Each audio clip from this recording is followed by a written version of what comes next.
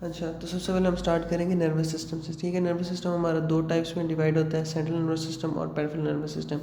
Central nervous system है brain spinal cord, आगे peripheral में आगे हमारे न्यूरॉन्स और जो nerves outside central nervous system. ठीक है, अब न्यूरॉन्स हमारे पास तीन टाइप्स के होते हैं, एफेरेंट, इफेरेंट, इंटरन्यूरॉन्स। ठीक है, एफेरेंट वो है जो मैसेज हमारे पास कहाँ से कहाँ लेके जा रहे हैं, रिसेप्टर से सीएनएस की तरफ, सेंट्रल नर्वस सिस्टम की तरफ मतलब। और इफेरेंट कौन से हैं, जो carries information from CNS to effector.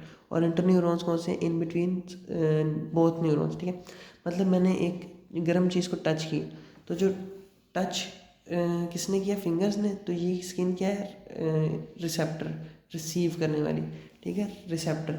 उसके बाद मैसेज जो ले के मेरे स्पाइनल कॉर्ड की तरफ जा रहे हैं वो कौन से, एफेरेंट।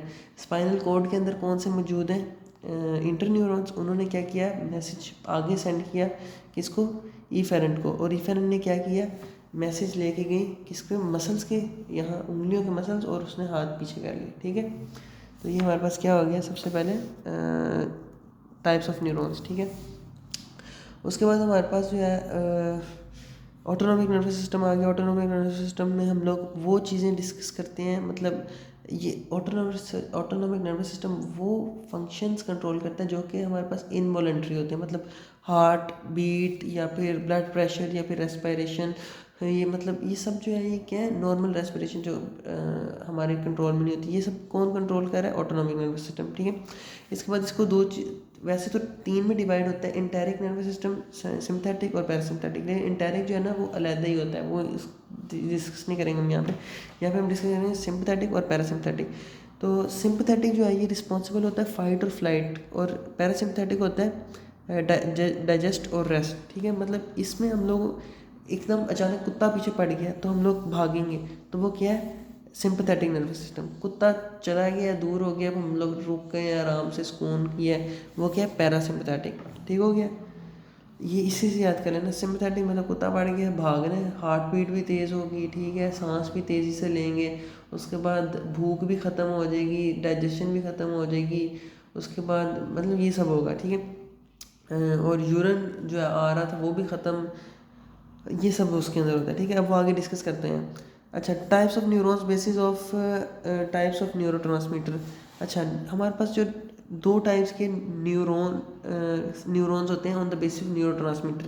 ठीक है, कोलिनर्जिक और एड्रिनर्जिक।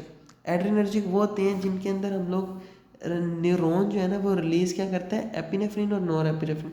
हम लोग को ये तो पता है ना, न्यूरॉन्स क्या रिलीज़ करते हैं, न्यूरोट्रांसमीटर। ठीक है ना, न्यूरॉन्स होते हैं इस तरह से, मतलब मेरे पास एक न्यूरॉन है, ये ये तो इसके आगे एक अगला आ जाता है। ठीक है, तो ये अब यहाँ से इधर सिग्नल सेंड करना होता है, तो न्यूरोट्रांसमीटर्स आते हैं ना, रिलीज़ होते हैं।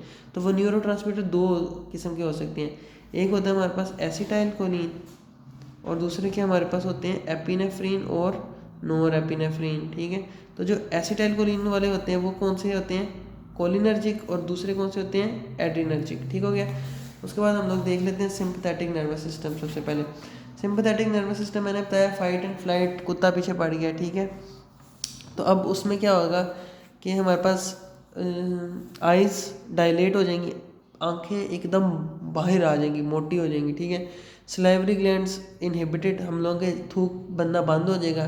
ठीक है, क्योंकि हम लोगों ने खाना ही नहीं खाया, तो खाना ही नहीं खाना उस सिचुएशन में, कुत्ता पीछे पड़ के खाने का किसे पड़ी है। ठीक है, तो सलाइवरी ग्लैंड्स भी इनहिबिट हो जाएंगे। एयरवेज जो है हमारे पास वो क्या होंगे, रिलैक्स हो जाएंगे। एयरवेज इसलिए रिलैक्स होंगे ताकि ज़्यादा सांस अंदर जा सके, ब्रोंक्यूल्स खुल जाएंगे ताकि ज़्यादा एयर जा सके, हार्ट रेट इंक्रीज़ हो जाएगी, डाइजेस्टिव सिस्टम इनहिबिट हो जाएगा, हमें नहीं फ़र्क पड़ता खाना डाइजेस्ट हो रहा है कि नहीं हो रहा। लिवर में क्या होगा, स्टिमुलेशन ऑफ ग्लूकोज रिलीज़, हम लोगों की ग्लूकोज की रिलीज स्टिमुलेट होगी, लिवर ज़्यादा ग्लूकोज प्रोड्यूस करेगा क्योंकि ज़रूरत है, भागना है। उसके बाद गॉल ब्लैडर जो है वो इनहिबिट हो जाएगा, हम लोगों को डाइजेशन में ही गॉल ब्लैडर काम करता है ना, तो इसकी हमें ज़रूरत ही नहीं है। उसके बाद इंटेस्टाइन इनहिबिटेड, कोई ज़रूरत नहीं है। एड्रीनल मेड्यूला ये स्टिमुलेट होगा, क्यों, एड्रीनल मेड्यूला जो होता है ये प्रोड्यूस करते हैं एपिनेफ्रिन और नॉर एपिनेफ्रिन। तो एक तो एपिनेफ्रिन यहाँ से आ रहा है, एक यहाँ से मज़ीद प्रोड्यूस करेंगे। ठीक है, तो उससे क्या होगा कि मज़ीद यही सब कुछ होगा जो पहले हो रहा है। ठीक है, उसके बाद यूरिनरी ब्लैडर जो है वो क्या होगा, रिलैक्स हो जाएगा। मतलब यूरिनरी ब्लैडर जिस वक्त कॉन्ट्रैक्ट होता है ना, तो उस वक्त यूरिन बाहर निकलता है। ठीक है। अब उसे हमने रिलैक्स कर दिया तो वो क्या होगा कि यूरिनेशन ख़त्म हो जाएगी, मतलब नहीं आएगी। उसके बाद जो हमारा पेनिस है मेल्स के अंदर, वो क्या कहता है, इजैकुलेशन जो करता है ना स्पर्म की, वो किस में करता है, सिंपैथेटिक नर्वस सिस्टम करवाता है। और वजाइना के अंदर वजाइनल कॉन्ट्रैक्शन जो है वो भी कौन कराता है, सिंपैथेटिक नर्वस सिस्टम। ठीक हो गया। अब ये जो सिंपैथेटिक नर्वस सिस्टम है ना, इसके जो फाइबर्स हैं ये कहाँ से हैं, थोरैसिक और लंबर में से। Thoracic T1 to L2, thoracic से लेके लंबर 2 तक क्या है हमारे पास, सिंपैथेटिक नर्वस सिस्टम के सिंपैथेटिक फाइबर्स। अब होता क्या है, सिंपैथेटिक फाइबर स्पाइनल कॉर्ड से निकलते हैं सबसे पहले प्री गैंग्लियोनिक न्यूरॉन्स, फिर उसके बाद वो साइनैप्स करते हैं पोस्ट गैंग्लियोनिक न्यूरॉन्स के लिए साथ। ठीक है, ये मेरे पास क्या है, प्री गैंग्लियोनिक न्यूरॉन। उसके बाद ये अगला वाला न्यूरॉन क्या है, पोस्ट गैंग्लियोनिक न्यूरॉन। ठीक हो गया ना, जिसने आगे जाके किसके साथ, आइस के साथ समझो यहाँ पे करना है साइनैप्स। तो ये एक न्यूरॉन, ये दो न्यूरॉन। अब जो पहला वाला न्यूरॉन है ये प्री साइनेप्टिक है, ये कितना छोटा है, और ये जो दूसरा वाला है कितना बड़ा है। तो हमारे पास इसमें क्या होता है कि जो presynaptic preganglionic neuron है वो स्मॉल होता है, और preganglionic neuron is short, और postganglionic neuron is long. उसके बाद ये रेड कलर में मैंने बनाया है, मैंने पीछे बात की थी ना, ये एसिटाइलकोलिन जो रिलीज़ करता है वो कौन सा है, कोलिनर्जिक। तो ये क्या है हमारे पास, कोलिनर्जिक, मतलब कि यहाँ पे क्या रिलीज़ होगा, इन्होंने एसिटाइलकोलिन रिलीज़ करना है इनके, और इसने आगे जाके क्या रिलीज़ करना है, एपिनेफ्रिन और नॉन एपिनेफ्रिन। ठीक हो गया। उसके बाद ये मैंने यहाँ पे भी बता दिया, ठीक है ना। प्री गैंग्लियोनिक क्या है, कोलिनर्जिक, और पोस्ट गैंग्लियोनिक क्या है, एड्रीनर्जिक। उसके बाद मेरे पास आ गया पैरासिम्पैथेटिक नर्वस सिस्टम। ये एब्सोल्युटली उसका क्या है, उलट। इसमें क्या होता है, हमारे पास क्रेनियल नर्व्स, इसके फाइबर्स निकलते हैं क्रेनियल 3, 7, 9, 10, ये याद कर लेना। Sacral 2S2, S4। ठीक है। आइज़ की हम लोगों ने कॉन्ट्रैक्शन करा देनी है, ठीक है। उसके बाद मतलब आइज़ के पीपल सुकड़ जाएगा, उसके बाद सलाइवरी ग्लैंड स्टिमुलेट हो जाएंगे, खाना समझ लो, खाना रेस्ट कर रहे हैं, डाइजेस्ट करना है खाना, थूक ज़्यादा बनेगा, ठीक है। एयरवेज जो है वो कंस्ट्रिक्ट हो जाएंगे, हमें ज़्यादा एयर की ज़रूरत नहीं है, हार्ट रेट स्लो हो जाएगा, डाइजेस्टिव सिस्टम स्टिमुलेट हो जाएगा, लिवर जो है वो क्या करेगा, ग्लूकोज की अपटेक करेगा, अभी ग्लूकोज ज़रूरत नहीं है हम लोगों को। गाल ब्लैडर जो है वो क्या हो जाएगा, स्टिमुलेट हो जाएगा। उसके बाद इंटेस्टाइन स्टिमुलेट हो जाएंगी। एड्रीनल मेड्यूला पे इसका कोई इफेक्ट नहीं है, no effect on adrenal medulla. Urinary bladder contract होगा जिससे कि हमें यूरिन आएगा। उसके बाद पिनस जो है उसकी ये इरेक्शन कराता है, ठीक है। मतलब ये याद कर लेना कि इरेक्शन कौन करा रहा है, पैरासिम्पैथेटिक नर्वस सिस्टम, और इजैकुलेशन कौन करा रहा है, क्या, सिम्पैथेटिक नर्वस सिस्टम। मैंने इस तरह से याद किया था, पॉइंट एंड शूट, मतलब किसी की तरफ निशाना लगाना है तो पॉइंट करते हैं, उसके बाद शूट किया है तो वो क्या है, एक किस्म का मतलब निशाना लगा दिया तो इरेक्शन, और शूट करते हैं इजैकुलेशन। तो P for point, P for parasympathetic, S for shoot, S for sympathetic, ठीक है। उसके बाद वजाइना पे इसका कोई इफेक्ट नहीं है, ठीक हो गया। उसके बाद हाँ, ये चीज़ याद करनी है कि हार्ट और जीआईटी पे इनके ऑपोजिट इफेक्ट होते हैं, मतलब सिम्पैथेटिक नर्वस सिस्टम हार्ट को रेट इंक्रीज करता है, जीआईटी को इनहिबिट करता है। पैरासिम्पैथेटिक जो है वो क्या करता है, हार्ट को इनहिबिट, जीआईटी को स्टिमुलेट, ठीक है ना। मतलब ज़ाहिर सी बात है, कुत्ता पीछे पड़ गया तो हार्ट रेट इंक्रीज करनी है, खाना डाइजेस्ट नहीं करना। रेस्ट कर रहे हैं तो हार्ट आराम से करे और खाना डाइजेस्ट करना है, ठीक हो गया। उसके बाद हमारे पास रिस्पॉन्सेज जो होते हैं ना, वो होते हैं सिंपैथेटिक का रिस्पॉन्स होता है ना वो डिफ्यूज़ होता है, और पैरासिम्पैथेटिक का डिस्क्रीट होता है। मतलब कि जिस वक्त हम लोग सिंपैथेटिक का इफेक्ट डिफ्यूज़ इस तरह की फैला है, ठीक है, और डिस्क्रीट किस तरह की, ये सिर्फ और सिर्फ टू द पॉइंट है। सिंपैथेटिक जिस वक्त हम लोग कुत्ता पीछे पड़ गया, हार्ट रेट भी इंक्रीज होना है, सांस भी ज़्यादा लेना है, उसके बाद बहुत कुछ होना है, ठीक है। वो एक ही फाइबर बहुत ज़्यादा काम कर रहा होता है। और जो पैरासिम्पैथेटिक है वो क्या, डिस्क्रीट है, मतलब कि जिसने लिवर पे जाना है तो उसने सिर्फ एक ही काम करना है, उसको नहीं फ़र्क पड़ता कि भाई डाइजेशन इंटेस्टाइन में कैसी हो रही है, इंटेस्टाइन वाले फाइबर से लैदा होंगे, ठीक है। अच्छा, उसके बाद हमारे पास केमिकल सिग्नलिंग होती है। मैंने पीछे भी बता दिया कि एक न्यूरॉन अगला न्यूरॉन दोनों के दरमियान में बातचीत होती है न्यूरोट्रांसमीटर्स के ज़रिए, ठीक हो गया। उसके अंदर हम लोगों के पास क्या क्या है, सिंपैथेटिक में हमारे पास एपिनेफ्रिन, नॉरएपिनेफ्रिन, और पैरासिम्पैथेटिक में हमारे पास एसिटाइलकोलिन एट द एंड जो टॉकिंग होती है। अच्छा, ये चीज़ मैं बताना भूल गया, सॉरी, कि पैरासिम्पथेटिक नर्वस सिस्टम के अंदर जो मेरा प्री गैंग्लियोनिक न्यूरॉन था, जो फर्स्ट न्यूरॉन था, वो कितना लंबा है, ठीक है, और सेकंड वाला कितना शॉर्ट है। ये कितना लंबा है, ये कितना शॉर्ट है। मतलब कि प्री गैंग्लियोनिक जो है वो लॉन्ग है और पोस्ट गैंग्लियोनिक क्या है, शॉर्ट है। उस सर उल्ट था, ठीक है ना। और यहाँ पे एक और चीज़ है कि ये दोनों मैंने रेड से बनाया, मतलब इस दोनों के अंदर हमारे पास ये कौन से हैं, कोलिनर्जिक न्यूरॉन। मतलब इसने भी हमारे पास एसिटाइल कोलिन रिलीज़ करना है, इसने भी एसिटाइल कोलिन रिलीज़ करना है। एट दी एंड हमने ये देखा कि पैरासिम्पथेटिक नर्वस सिस्टम का ये फाइबर कौन सा क्या रिलीज़ कर रहा था, एसिटाइल कोलिन, और इसका ये वाला क्या रिलीज़ कर रहा था, टारगेट ऑर्गन के ऊपर एपिनेफ्रिन और नॉन एपिनेफ्रिन। तो इसका एंड प्रोडक्ट, एंड रिलीज़ क्या होगी, सिम्पथेटिक की एपिनेफ्रिन, नॉन एपिनेफ्रिन, और पैरासिम्पथेटिक की होगी एसिटाइल कोलिन, ठीक है। उसके बाद टाइप ऑफ रिसेप्टर्स हमारे पास जो है ऑन इफेक्टर ऑर्गन, हाँ ये हमारे पास रिसेप्टर्स हैं, ये आगे हम लोग देख लेंगे कि सिम्पथेटिक के हमारे पास एड्रीनर्जिक होते हैं और पैरासिम्पथेटिक के मस्कुरेनिक और निकोटिनिक, वो हम आगे देख लेंगे, ठीक है। उसके बाद हमारे पास आ जाता है क्या, अच्छा कोलिनर्जिक एंटागोनिस्ट और एगोनिस्ट और एंटागोनिस्ट। कोलिनर्जिक क्या है, जो एसिटाइल कोलिन रिलेटेड, ठीक है। इसके सिस्टम में हमारे पास एगोनिस्ट होते हैं और एंटागोनिस्ट होते हैं। एगोनिस्ट वो होते हैं जो कि सेम फंक्शन प्रोड्यूस करते हैं जो कि एसिटाइल कोलिन कर रहा है, ठीक है। मतलब एसिटाइल कोलिन अगर किसी चीज़ को डायलेट कर रहा है तो उसने डायलेट करना है, अगर हार्ट रेट को वो डिक्रीज़ कर रहा है तो इसने भी डिक्रीज़ करना है। मतलब same function, same as acetylcholine, वो क्या एंटी एगोनिस्ट। और अगर जो उसको अपोजिट करेंगे फंक्शन या उसको इनहिबिट करेंगे तो वो क्या है, antagonist. Antagonist opposite, agonist same, ठीक है।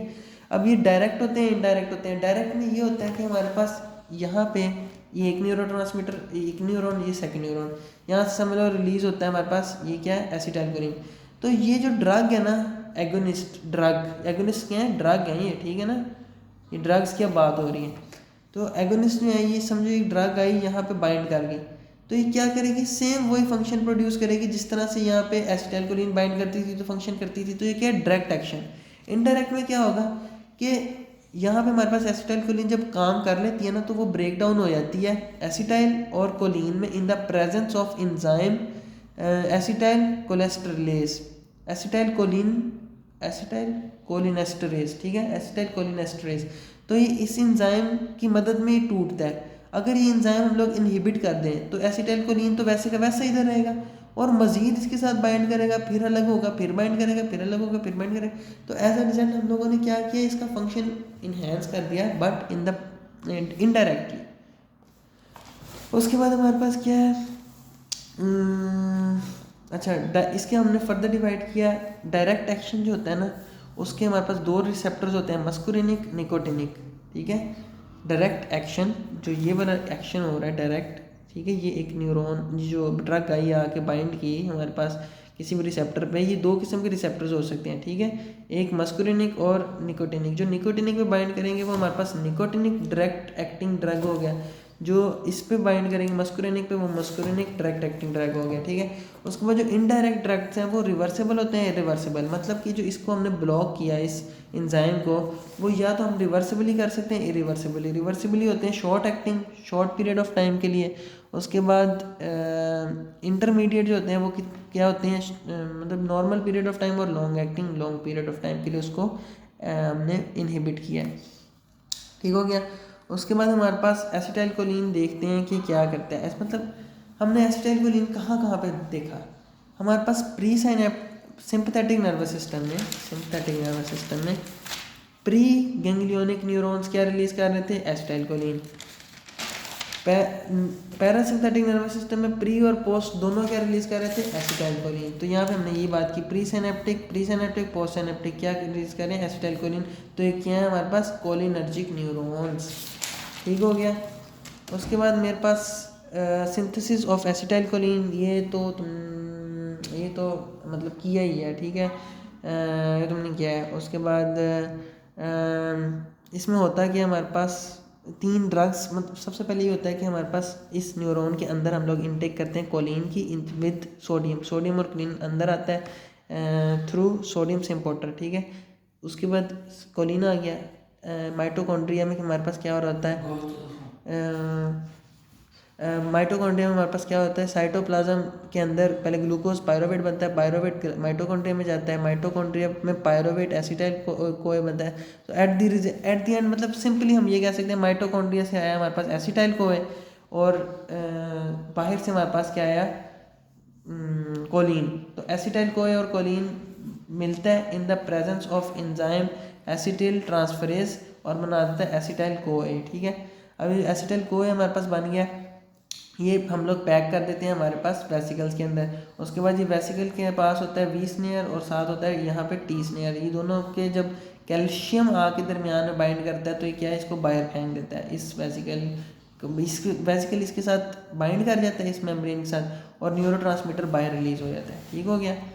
तो अब ये कैल्शियम आता किस तरह, जिस वक्त यहाँ पे कोई किसी किस्म का एक्शन पोटेंशियल आता है ना, तो इनसाइड क्या हो रही होती है, पॉजिटिव सोडियम अंदर आ रहा होता है। तो जब एक स्पेशल वो जो एक्शन पोटेंशियल है यहाँ तक पहुँचते हैं ना, जहाँ पे हमारे पास कैल्शियम के चैनल्स होते हैं, समझिए कैल्शियम चैनल, तो ये ओपन हो जाता है और कैल्शियम आउटसाइड से इनसाइड आ जाता है और ये आके इधर बाइंड करता है एज अ ग्लू। वी और टी स्नेयर्स ग्लू के सर ये जुड़ते हैं और ये बाहर। ठीक हो गया। यहाँ पे हम लोगों ने 3 ड्रग्स की बात करनी है, हेमिकोलिनम, उसके बाद विजामिकोल, उसके बाद बोटुलिनम। ठीक है, ये 3 डिजीज ये क्या करती है हमारे पास, इनको ही इनहिबिट करती है, सोडियम कोलिन सिम्पोर्टर को। विजामिकोल क्या करती है हमारे पास, ये ट्रांसपोर्ट नहीं कराती इस वेसिकल के अंदर एसिटाइल कोलिन की। और बोटुलिनम क्या करती है कि इस release of neurotransmitter in synaptic cleft इसको इनहिबिट करती है। फिर ब्लैक वेनम स्पाइडर जो होता है ना, ब्लैक स्पाइडर वेनम, मतलब ब्लैक स्पाइडर का वेनम जो होता है वो क्या करता है, इसको बहुत ज़्यादा अच्छे से वो क्या कर देता है, स्टिमुलेट, जिससे कि होता है रिलीज हो ही जाती है एसिटाइलकोलिन बाय, और उससे हमारे पास क्या हो सकती हैं, टॉनिक कंट्रैक्शंस। ठीक हो गया। उसके बाद हमारे पास है कि हाँ, अब हमारे पास क्या है, मस्कुरिनिक और निकोटिनिक रिसेप्टर्स। अब मैंने बात की यहाँ पे एसिटाइलकोलिन यहाँ रिलीज हो गया। ठीक है, अब एसिटाइलकोलिन 2 किस्म के रिसेप्टर्स पे बाइंड कर सकते हैं, मस्कुरिनिक और निकोटिनिक। अब मस्कुरिनिक क्या होते हैं और निकोटिनिक क्या होते हैं, ये हम लोगों ने ना चेक किया कि जिस वक्त हमारी बॉडी के अंदर मस्कुरिन एक केमिकल होता है, पॉइजन होता है, जो कि मशरूम से एक्सट्रैक्ट होता है, वो अगर बॉडी के इंसर्ट करें ना तो वो जाके मस्कुरिनिक वाली से बाइंड करता है। और निकोटीन जो हम लोग तंबाकू से लेते हैं वो किधर बाइंड करता है, इस वाले से, तो इनका नाम हमने मस्कुरिनिक रख दिया, इनका नाम निकोटिनिक रख दिया। ये एक जी कपल्ड प्रोटीन रिसेप्टर्स होते हैं, मतलब कि ये इस तरह से जी प्रोटीन इनसाइड होता है, यहाँ पे आके बाइंड करते हैं। ठीक है ना, तो अब क्या होता है कि ये जी प्रोटीन को स्टिमुलेट कर देते हैं, जो कि हमने पढ़ा हुआ है। और ये आयन चैनल लिगेंड रिसेप्टर्स होते हैं, मतलब ये एक आयन चैनल है, यहाँ पे आके जिस वक्त बाइंड करता है तो आयन चैनल खुल जाता है और आयन्स अंदर चले जाते हैं। ठीक हो गया। उसके बाद इनकी लोकेशन देख, इसकी टाइप्स होती हैं M1, M2, M3, M4, M5। ठीक है, उसके बाद इसकी लोकेशन होती है स्मूथ मसल्स, विसरा, हार्ट, ब्लैडर।